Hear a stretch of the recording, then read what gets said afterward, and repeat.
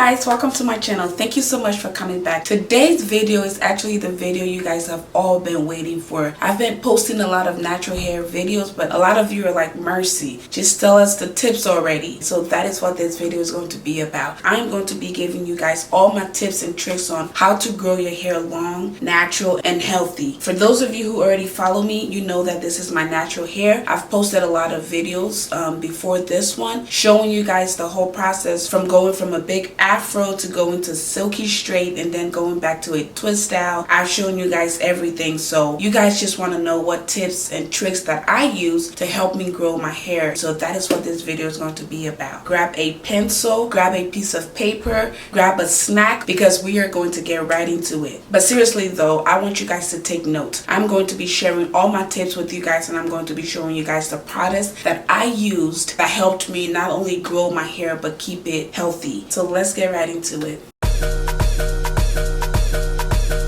Okay, so I have a list of things here.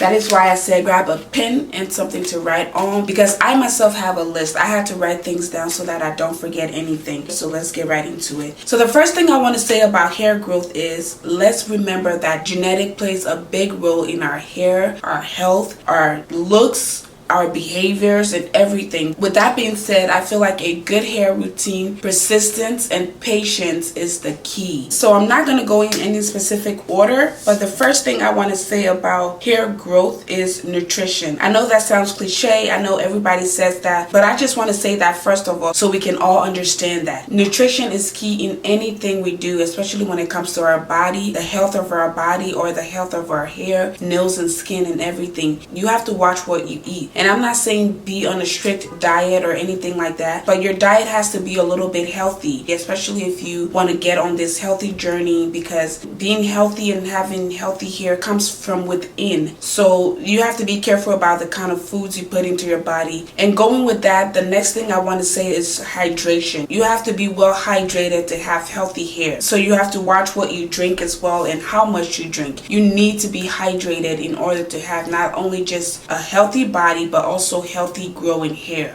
After hydration, I would say that one of the things that has really helped my hair grow is little to no manipulation. And when I say that, I mean put your hair away. Don't play with your hair a lot. Don't do a lot of hairstyle that's going to require a lot of manipulation to your hair. Don't do a lot of tight braids. Don't do a lot of hairstyle that you have to refresh every other day. Just leave your hair alone. So the best way to do that is protective styling, whether it's twist styles or weaves or sew-ins, box braids, wigs. Whatever you can do to just put your hair away, that is key. And that is where patience comes in. I know a lot of you guys were very surprised when I posted a picture of my real hair, because you guys had never seen my hair before and you probably thought I was probably bald or didn't have a lot of hair at all. The reason I have a lot of hair is because I don't do a lot with my hair. I decided to go natural, and the best thing that worked for me was to stop doing a lot to my hair, because a lot of you guys know that I do hair and makeup, and I didn't go to school for any of those. So I was my own model, so I would try every hairstyle on my own head. That means from micro braids, really tiny braids, and box braids, and kinky twists, and everything. With me learning came a lot of mistakes. My hair has always been I would say fairly easy to grow, but I permanently damaged my edges, and it has taken me a lot of work to grow it back, and it probably would never go back to where it was, because what I used to do was I used to braid really tiny braids. At that time, braids were in style, so I would braid really tiny braids and braid them really tight, and then every week I would go back in and take out the front of my hair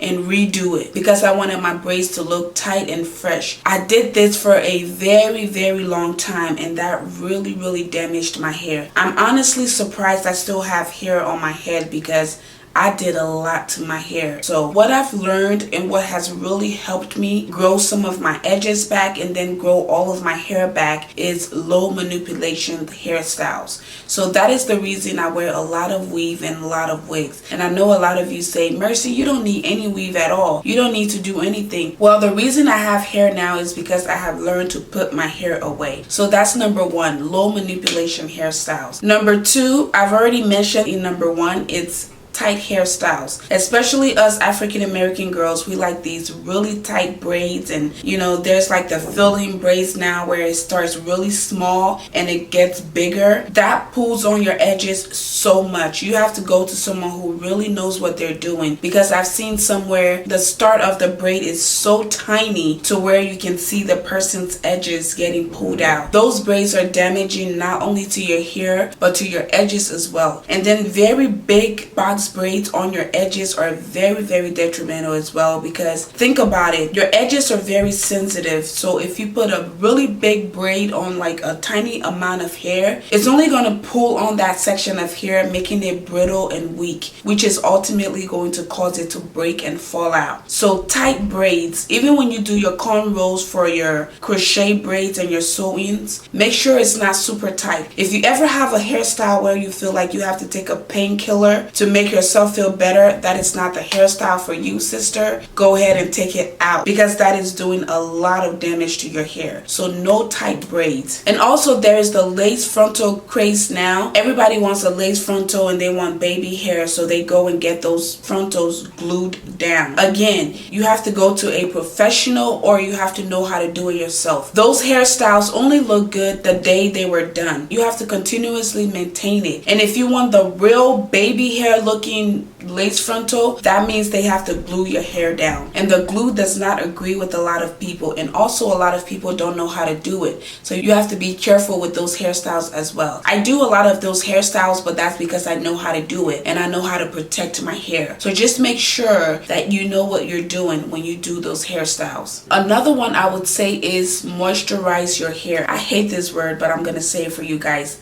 Moist.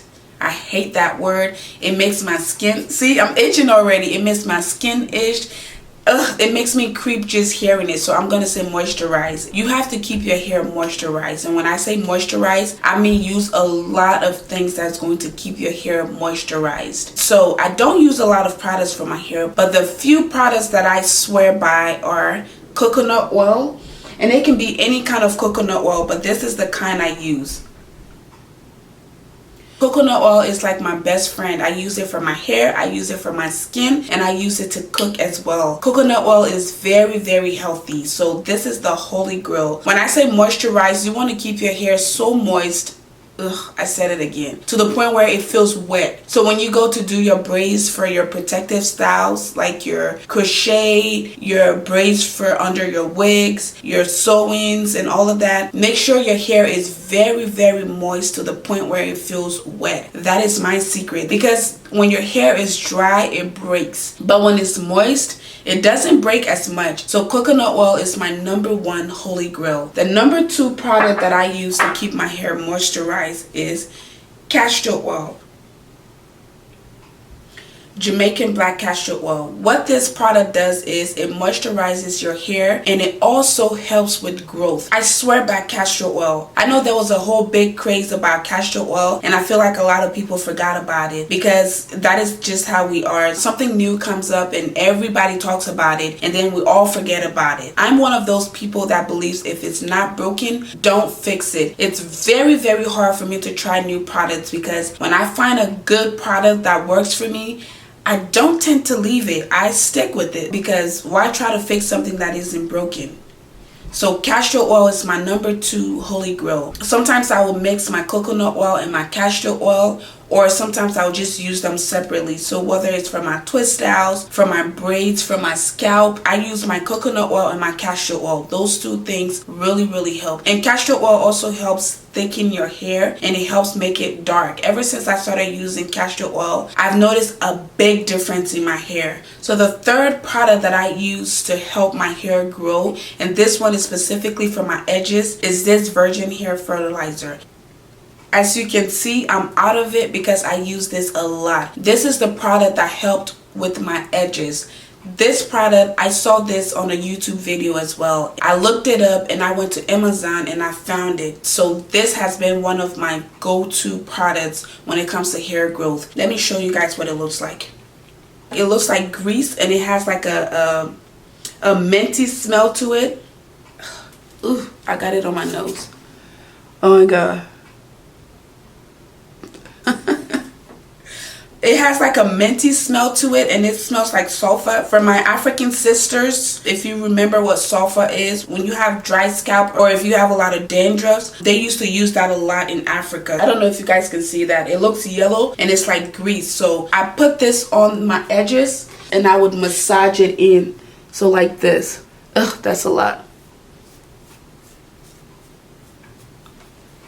So I'm telling you guys, y'all, I went from a point of no edges to now having some edges that I can work with. I'll try to insert a picture somewhere here so you guys can see what I'm talking about. I had no edges whatsoever. About 2 years ago, I don't know if you guys have seen that video, but I've done a story time about going to the worst reviewed hair salon and how the lady messed up my hair. I lost all my hair and all my edges. So these products I'm showing you are the products that has been able to help me restore all of my hair back. So the coconut oil, you can get it from your local grocery store. Any organic coconut oil helps, and I'll do another video on other things that I use my coconut oil for. This is the holy grail. And then the castor oil you can get from CVS, Walgreens, or any place like that. And then also the virgin hair fertilizer you can get from Amazon. That's where I get it from. Some African grocery stores have it, but I get mine from Amazon. So those are the 3 products that I swear by. Another tip is little to no heat. So as I said before, sometimes I go 6 months with no heat at all, and that means no blow drying, no flat ironing, no leave out for my weaves, no nothing, just no heat at all, because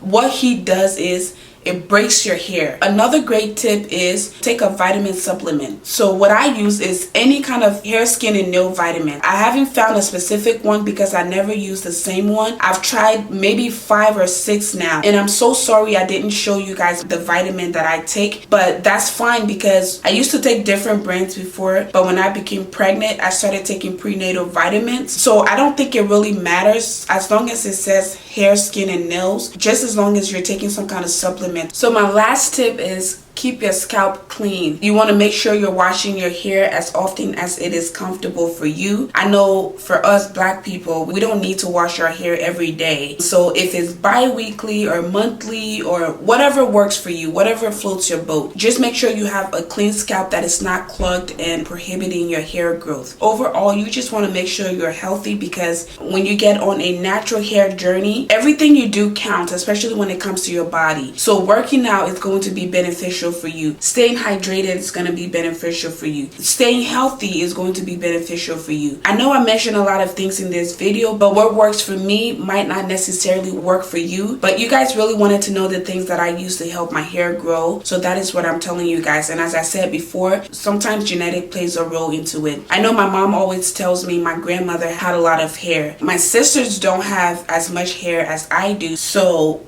I just feel like sometimes what you do as an individual helps as well. So I hope these tips were helpful to you guys. I'll be sure to share any more tips that I have with you guys as far as my hair goes. So I hope this video was helpful to you guys. Thank you guys once again so much for your love and support. If you haven't already subscribed to my channel, please go ahead and hit the subscribe button down below. And if you liked the video, go ahead and give it a big thumbs up, and also hit the notification button so that every time I upload a video, you'll get a notification. That way you'll never miss another one of my videos again.